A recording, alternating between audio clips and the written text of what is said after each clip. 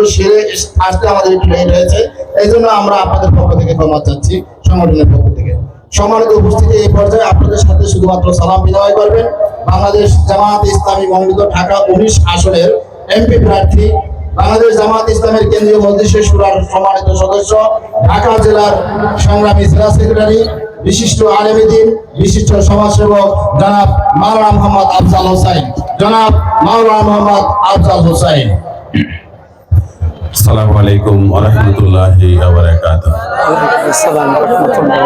আলহামদুলিল্লাহ, আল্লাহ রাব্বুল আলামিনের শুকরিয়া, যার অশেষ মেহেরবানিতে দারুল কুরআন মাদ্রাসা এবং এতিমখানার উদ্যোগে আজকের এই 18তম বার্ষিক ওয়াজ মাহফিলের সম্মানিত সভাপতি, অত্র এলাকার কৃতি সন্তান আলহাজ মোহাম্মদ আল মাসুদ্দিন খান, আমাদের মাঝে বক্তা হিসেবে উপস্থিত আছেন, যারা বক্তব্য দিয়ে গেছেন, ওয়াজ করেছেন, তাদের মধ্যে অনেকেই আছেন।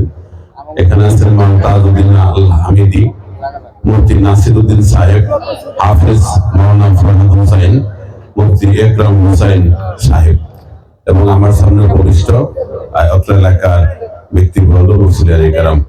আসসালামু আলাইকুম ওয়া রাহমাতুল্লাহি ওয়া বারাকাতুহু। ওয়ালাইকুম আসসালাম।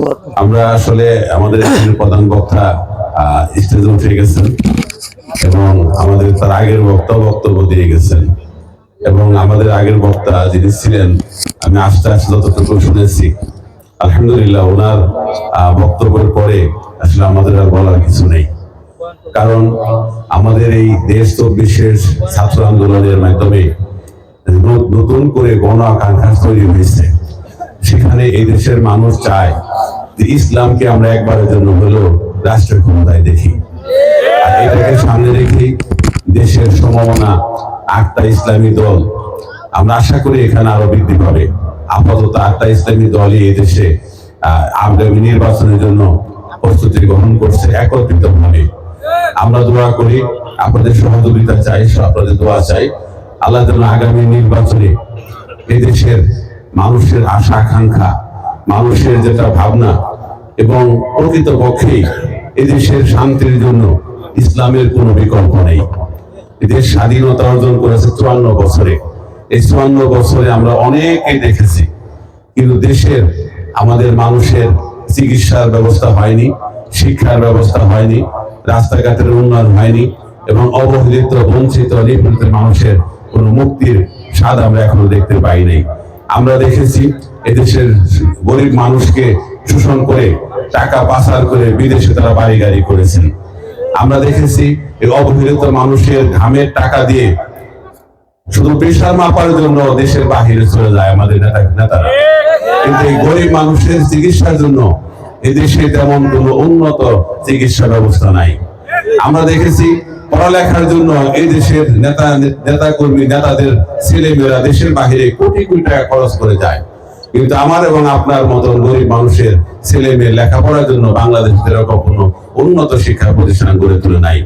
এই জন্য আমরা যদি ইসলামী দলগুলোকে আগামী দিনে যদি শাসন ক্ষমতায় বসাইতে পারি, কোরআনকে যদি আমরা সংবিধান হিসেবে তৈরি করতে পারি, গঠন করতে পারি, এবং যারা আল্লাহকে ভয় করবে, অন্যের সম্পদ নিজের সম্পদ মনে করবে না, সরকারি সম্পদ, সরকারি টাকাকে নিজের পকেটে ঢোকাবে না, তারা আল্লাহর ভয়ে, আখিরাতের ভয়ে, যারা জবাবদিহির ভয়ে যারা রাষ্ট্রের সম্পদ রাষ্ট্রীয় কাজে খরচ করবে, এরকম আল্লাহ ভীরু আখিরাতমুখী লোকদেরকে যদি আমরা আগামী দিনের রাষ্ট্র ক্ষমতায় দিতে পারি, ইনশাআল্লাহ বাংলাদেশের এই অবহেলিত মানুষ আর অবহেলা থাকবে না। শ্রমিক তার অধিকার নিয়ে থাকবে, নারী তার অধিকার নিয়ে থাকবে, আলেমরা তার অধিকার নিয়ে মুখ খুলে কথা বলবে। এরকমটা বাংলাদেশ গড়ার জন্য আজকে যে স্বপ্ন তৈরি হয়েছে বাংলাদেশের, আপনাদের সকলের কাছে সেই বাস্তবায়নের জন্য দোয়া আছে, এবং মাদ্রাসা কর্তৃপক্ষ, মাহফিল কর্তৃপক্ষকে আমার ধন্যবাদ জানিয়ে, এবং আপনাদের সকলের কাছে জামাত ইসলামের পক্ষে আপনি আফজাল হোসেন দাঁড়িপাল্লার জন্য দোয়া আছে, এবং আমরা সমমনা 8টি দল যদি একত্রিত হতে পারি, তখন এখানে যে দলের মার্কায় আসবে ইসলামী দলের, ইনশাআল্লাহ আমরা সেই দলের পক্ষে কাজ করব। আমরা চাই আগামী দিনে যেন আল কোরআনের পার্লামেন্ট হয়, আগামী দিনে যেন আল হাদিসের পার্লামেন্ট হয়, আমরা যেন মদিনা সনদের মাধ্যমে একটা বাংলাদেশ গড়তে পারি, সে আশা রেখে আপনাদেরকে দোয়া আছে। জামাত ইসলামীর প্রার্থীর জন্য, দাঁড়িপাল্লা মার্কার জন্য দোয়া আছে। আমি আমার কথা শেষ করছি। আসসালামু আলাইকুম ওয়া রাহমাতুল্লাহি ওয়া বারাকাতুহু।